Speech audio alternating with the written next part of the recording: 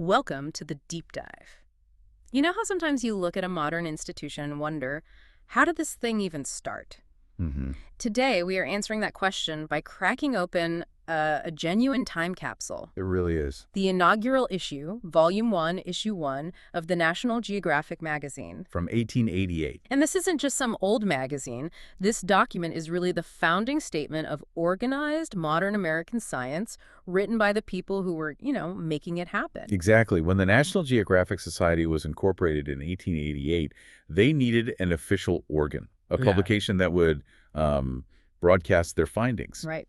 And if you read the introductory address from the first president, Gardner G. Hubbard, the vision wasn't about selling subscriptions or pretty pictures, not at first.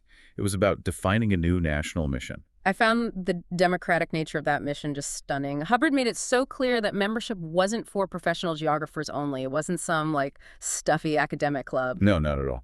He was inviting, I'm quoting here, that large number who, like myself, desire to promote special researches by others and to diffuse the knowledge so gained among men so that we may all know more of the world upon which we live. The emphasis is all on diffusion. They knew the U.S. had reached a point where geographic knowledge was just paramount for economic growth and national security. And all these scientific efforts needed a central hub, right? They did, and Washington, D.C. was the perfect place for this national society. And the scope of their work. I mean, their definition of geography was breathtakingly broad for the time. They didn't just study maps. Oh no, they divided the society into 4 core sections, with vice presidents for each. They covered the whole planet as a system. The geography of the land, the geography of the sea, the air, and the geographic distribution of life. It's a complete Earth system science. Before that term even existed. Long before.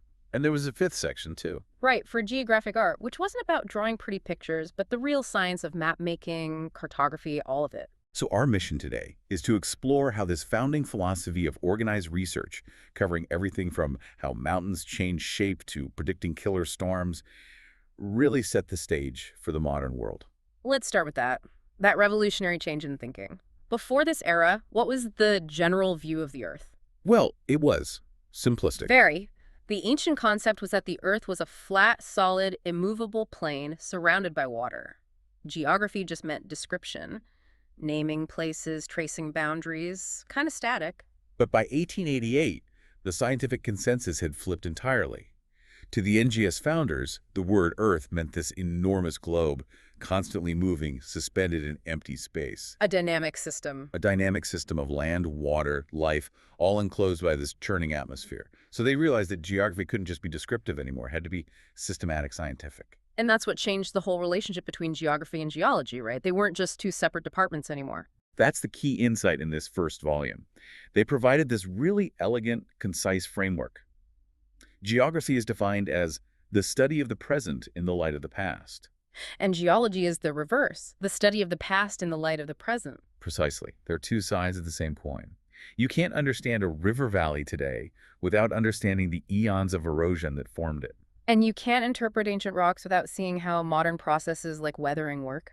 So they brought the physical aspects of the two studies together under one name, physiography. Which is more than just a new word. It's a statement that the shape of the land, its topography, has to be understood as a dynamic, evolving subject. And this systematic study of topography, the foundation of physiography, it's actually a great point of American scientific pride in these sources. Oh, really? Yeah, they note that the rigorous, systematic methods for measuring and analyzing the shape of the land were largely American in origin. Right. Developed in 2 distinct waves. First in the East, around 1840, by the Pennsylvania surveyors, and then again in the West, around 1870. And those Pennsylvania surveyors, they basically developed topography into a legitimate science.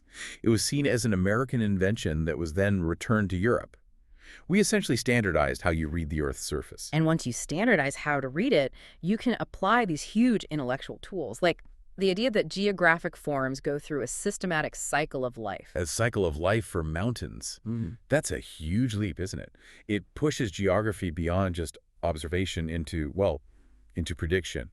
They saw the landscape as having ages: youth, maturity, and old age. So what does that mean exactly? What does a youthful mountain range look like? In its youth, a feature has the highest differentiation of form.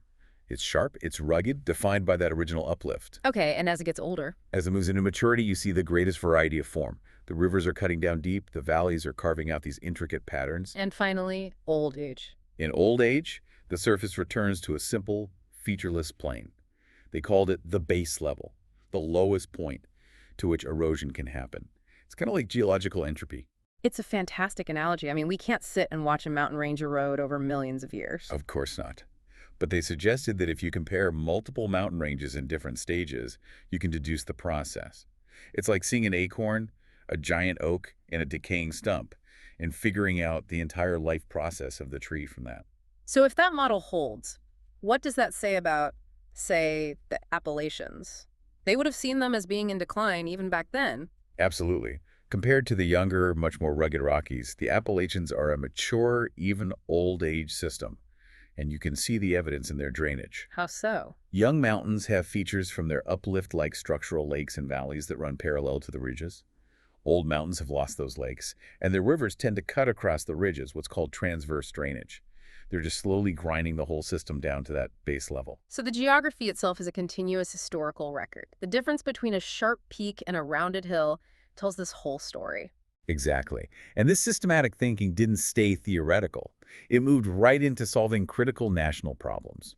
The most immediate one for a growing maritime nation being, funnily enough, not knowing its own coast. Right, which brings us to the Coast and Geodetic Survey. A really vital organization started by President Jefferson way back around 1807. Why was it so necessary?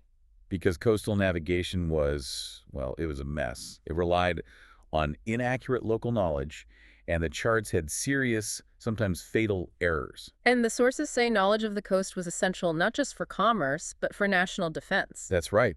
And here's the uncomfortable truth they admitted to. American seamen actually knew less about their own shores than foreign navigators did. They specifically named the Dutch, French, and English. They did.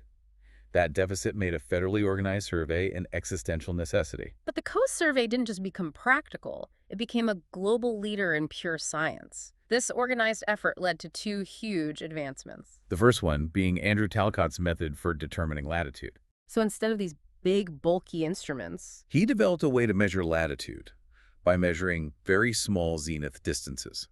It was elegant, simple, and incredibly accurate. and it made latitude determination way more productive, right? It saved a ton of money. Thousands of dollars on single projects. It was hailed as one of the most valuable improvements in practical astronomy of the time. This organized American research was literally saving the government fortunes. And the second major contribution was all about new technology. Using the electric telegraph to determine longitude, they used the speed of electricity to measure the time difference between two locations with just unprecedented precision. This led to the chronograph, the device for recording these differences, and it was adopted globally as the American method. This is the bedrock for safe, standardized global commerce. Think about it. It's incredible. The sources credit that accuracy with saving millions annually in commerce by reducing shipping errors, and it even forms the legal foundation for property boundaries. It's the ultimate example of organized science paying off immediately. And this push wasn't just for the oceans. It went inland, too. Yes, the U.S. Geological Survey worked with states on these comprehensive mapping projects. The joint effort with Massachusetts is a perfect example. They worked at a scale of 1 to 62,500. So an inch on the map is nearly a mile on the ground. And crucially, these maps used contour lines to show not just where things were, but how high the land was. So they weren't just showing you where the river was, they were showing you how high the banks were, how steep the hills were. Exactly. The surveyors had to adapt their techniques to the terrain, using intersections for open areas, traverse surveying for dense forests. They measured the heights of thousands of individual points. And this level of detail let them create this three-dimensional picture of the state super efficiently. The total cost to Massachusetts was capped at $40,000. It just showed that organized, government-supported science could deliver huge public benefits without breaking the bank. Okay, so we have the land mapped, we have the oceans charted, but the NGS also covered the air and seeded this new organization help with predicting immediate dangers. Oh, absolutely, and dramatically so. Just 2 months before the NGS officially incorporated, the East Coast was hit by the Great Storm, the infamous blizzard of March 11th to 14th, 1888. The accounts of that are chilling. 40 inches of snow, hurricane-force winds. The damage to railways in New York, New Jersey, Massachusetts was catastrophic. It shut everything down. And geographic science let them analyze exactly how it happened. It was this devastating interaction. A low-pressure trough moving east, followed immediately by this aggressive, cold, high-pressure area coming down from Canada. And that collision created these things called barometric gradients of unusual intensity. Right. A gradient of 5 is considered rare. This storm hit a gradient of over 6. So what does that jump from 5 to 6 actually feel like on the ground? It means the air pressure is dropping so fast over such a short distance that the wind goes from a severe gale to hurricane speed almost instantly. That pressure difference is the engine of the storm, and this engine was redlining. But the sources identify a specific geographical variable that pushed this from a bad storm into a historic catastrophe. The Gulf Stream. The Gulf Stream. This is where the physiography of the air and sea just perfectly combine. The storm's energy exploded because the low-pressure system sucked up huge amounts of warm, moist air directly from the Gulf Stream. So when that warm, wet air hit the incoming cold, dry air, It condensed, releasing massive amounts of latent heat. and that heat infusion, that condensation process, it strengthened the low-pressure center, making the whole storm spin even faster. The Gulf Stream was basically pouring jet fuel on the fire. It's a perfect example of a geographically dependent positive feedback loop.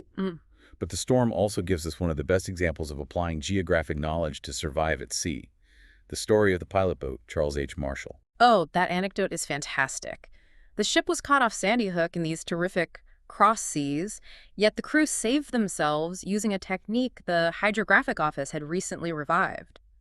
Oil bags. Oil bags. They Ah. made bags out of sail duck, filled them halfway with oil-soaked rope, fiber oakum, and weighted them with iron bolts. And just hung them over the side of the boat. And that slow release of oil onto the turbulent water was the key. It didn't calm the whole ocean, obviously, but it prevented the huge breaking waves from crashing onto the deck. It just smoothed the immediate surface around the hull. The crew fought for 2 days and 2 nights, crawling along the icy deck, constantly refilling those bags. They reported later that the oil was all that saved the boat and the lives of all on board. It's just a heroic illustration of how organized knowledge, even reviving forgotten wisdom, is directly linked to survival. So if we look back at the origins of the National Geographic Society, what we're really seeing is this transition from, individual observation to scientific standardization. That's it. They started with the premise, we know so little, and used organization to fill those gaps. They replaced what one contributor called the mob period of research, just scattered individuals, with coordinated national efforts. And the relevance of this work extends directly to you, to the listener today. The foundational science they pushed, Talcott's method, the American method for longitude, that's the unseen infrastructure of modern life. Every time you use GPS, every time a container ship navigates a safe route, every time a property line is defended in court, you are relying on the framework of geographic precision established by these 1888 pioneers. The groundwork they laid is still holding up the world. Which raises an important question for you to think about. The founders lamented that without proper geography instruction, the marvelous forms of the land around us, the hills, the streams, are a sealed book. They're saying the landscape is always telling you a story. It is. So next time you cross a river or climb a slope, pause for a second. Don't just think of it as high or low, fast or slow. Use that 1888 lens. Is that stream cutting a deep V-shaped canyon? That suggests youth and rapid erosion. Or is the valley broad and wide with gently rolling hills? That suggests old age. Look at the form of the land and ask yourself what stage of life it represents. What does that change reveal about the history of the ground right under your feet? The land is always speaking. You just need to know the language of physiography to understand its marvelous history.